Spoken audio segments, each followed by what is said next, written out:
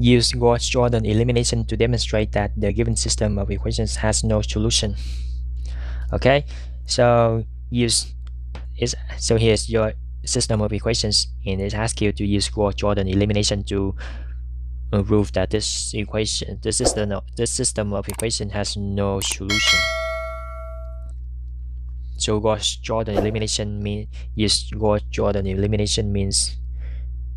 to make it look like this.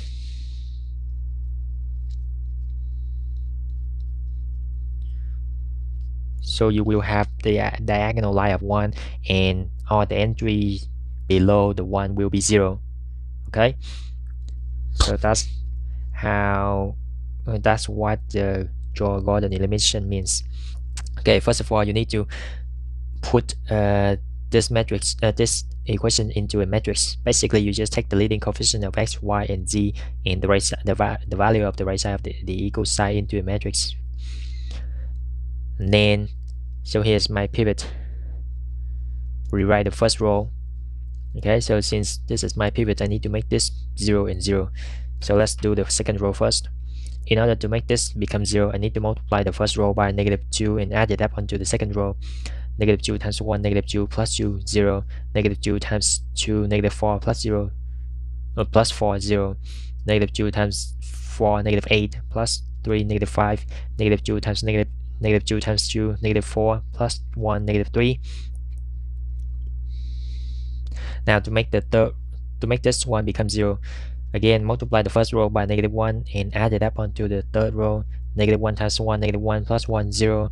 -1 times 2, -2 plus 2, 0. -1 times 4, -4 minus 1, -5. -1 times 2, -2 plus 7, positive 5. Okay, now here's our new matrix. Alright, now at this step, as you can see, at 1 and these are 0, so it doesn't match this form yet, but